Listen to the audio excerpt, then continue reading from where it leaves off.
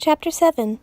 My slumbers are filled with disturbing dreams. The face of the red-headed girl intertwines with gory images from earlier Hunger Games, with my mother withdrawn and unreachable, with Prim emaciated and terrified.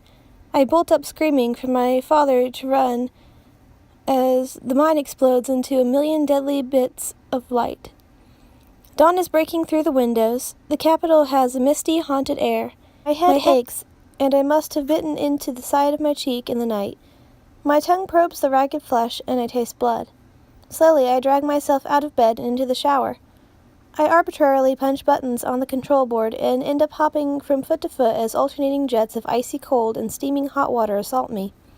Then I'm deluged in lemony foam that I have to scrape off with a heavy bristled brush.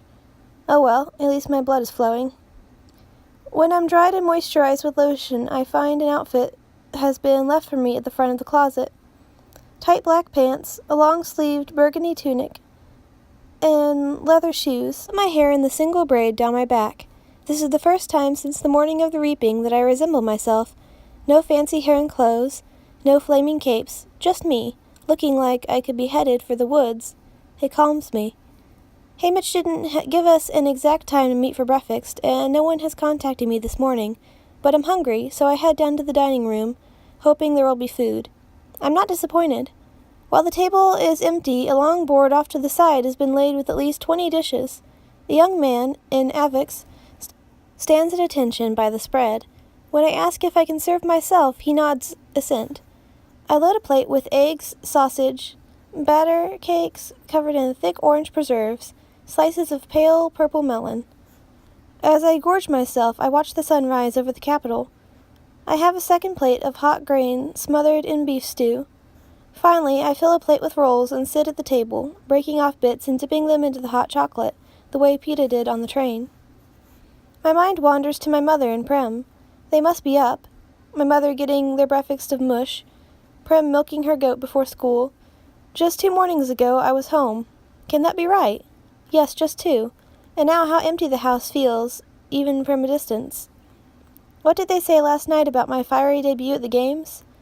Did it give them hope, or simply add to their terror when they saw the reality of 24 tributes circled together, knowing only one could live? Hamish and Peeta come in, bid me good morning, fill their plates. It makes me irritated that Peeta is wearing exactly the same outfit I am. I need to say something to Cinna. This twins act is going to blow up in our faces once the games begin. Surely they must know this. Then I remember Hamish telling me to do exactly what the stylists tell me to do. If it was anyone but Cinna, I might be tempted to ignore him, but after last night's triumph, I don't have a lot of room to criticize his choices. I'm nervous about the training. There will be 3 days in which all the tributes practice together. On the last afternoon, we'll each get a chance to perform in private before the game makers. The thought of meeting the other tributes face to face makes me queasy. I turn the roll I have just taken from the basket over and over in my hands, but my appetite is gone. When Hamish has finished several plates of stew, he pushes back his plate with a sigh. He takes a flask from his pocket and takes a long pull on it, and leans his elbows on the table. So let's get down to business. Training. First off, if you like. I'll coach you separately. Decide now. Why would you coach us separately? I ask.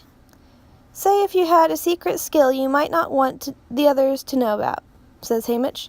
I exchange a look with Peeta. I don't know any secret skills, he says, and I already know what yours is, right? I mean, I've eaten enough of your squirrels.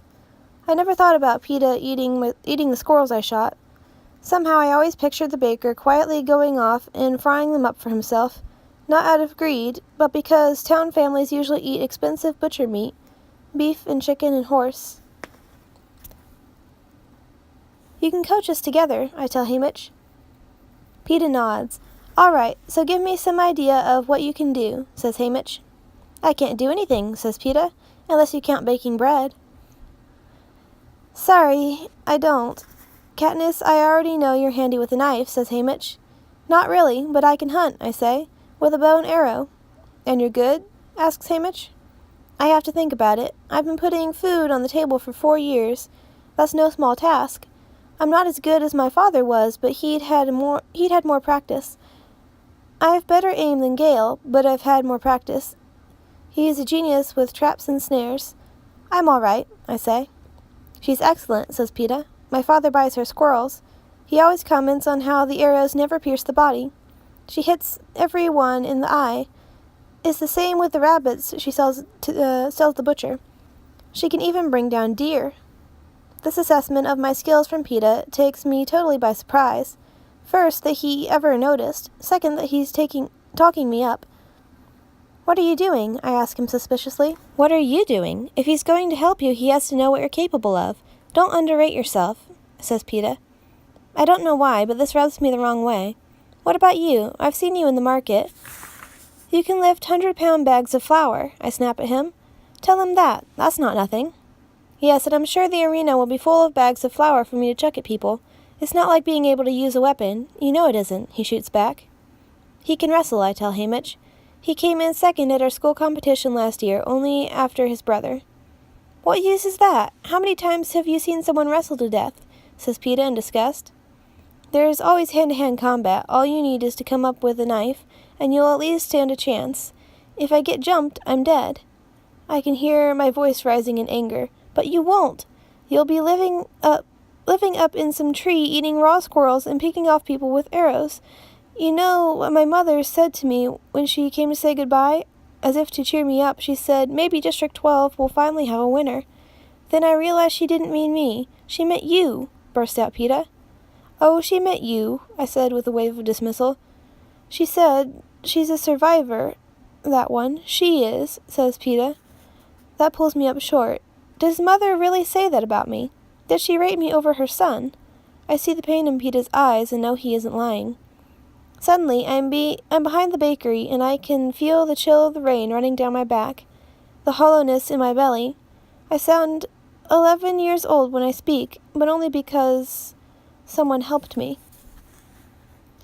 Peta's eyes flicker down to the roll in my hands, and I remember that day too, but he just shrugs. People will help you in the arena. They'll be tripping over each other to sponsor you. No more than you, I say. Peta rolls his eyes at Hamish. She has no idea the effect she can have. He runs his fingernail along the wood grain of the table, refusing to look at me. What on earth does that mean? People help me. When we were dying of starvation, no one helped me. No one except Peta. Once I had something to barter with, things changed. I'm a tough trader. Or am I? What effect do I have? That I am weak and needy? Is he suggesting that I got good deals because people pitied me? I try to think if this is true. Perhaps some of the merchants were a little generous in their trades, but I always attributed that to their long-standing relationship with my father. Besides, my game is first class. No one pitied me. I glower at the roll, sure he meant to insult me. After about a minute of this, Hamish says, Well then, well. Katniss, there's no guarantee there'll be bows and arrows in the arena, but during your private sessions with the game makers, show them what you can do. Until then, stay clear of archery. Are you any good at trapping? I know a few basic snares, I mutter.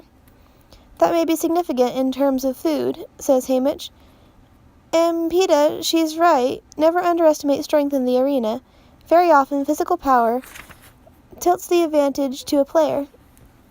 In the training center, they will have weights, but don't reveal how much you can lift in front of the other tributes.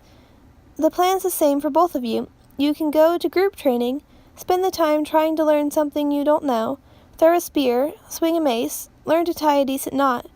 Save showing what you're best at until your private sessions. Are we clear? Says Hamish. Peta and I nod. One last thing. In public, I want you by each other's side every minute, says Hamish. We both start to object, but Hamish slams his hand on the table. Every minute. It's not open for discussion. You agreed to do as I said. You will be together. You will appear amiable to each other. Now get out. Meet Effie at the elevator at 10 for training. I bite my lip and stalk back to my room, making sure Peta can hear the door slam. I sit on the bed, hating Hamish, hating Peta, hating myself for not mentioning that day long ago in the rain. It's such a joke. Peta and I are going along with pretending to be friends, talking up each other's strengths, insisting the other take credit for their abilities, because in fact, at some point, we're going to have to knock it off and accept we're bitter adversaries. which I'd be prepared to do right now if it wasn't for Hamish's stupid instruction that we stick together in training. It's my own fault, I guess, for telling him he didn't have to coach us separately. But that didn't mean I wanted to do everything with Peta, who, by the way, clearly doesn't want to be partnering up with me either. I hear Peta's voice in my head. She has no idea the effect she can have. Obviously meant to demean me, right? But a tiny part of me wonders if this was a compliment, that he meant I was appealing in some way.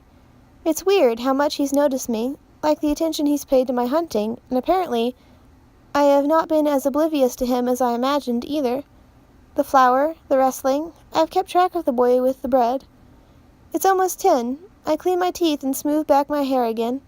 Anger temporarily blocked out my nervousness about meeting the other tributes, but now I can feel my anxiety rising again.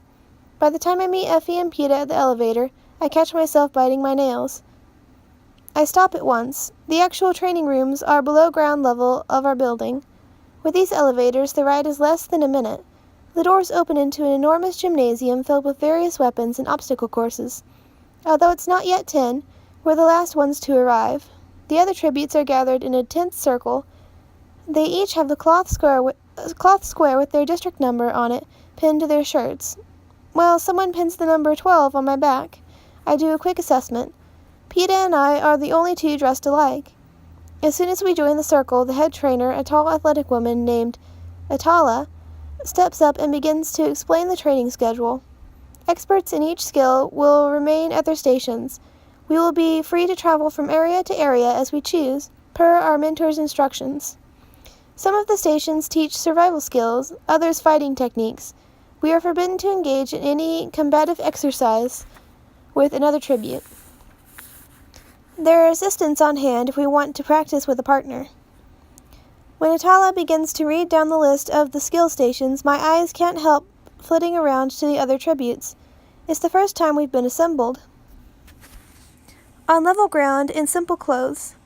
My heart sinks. Almost all of the boys and at least half the girls are bigger than I am, even though many of the tributes have never been fed properly.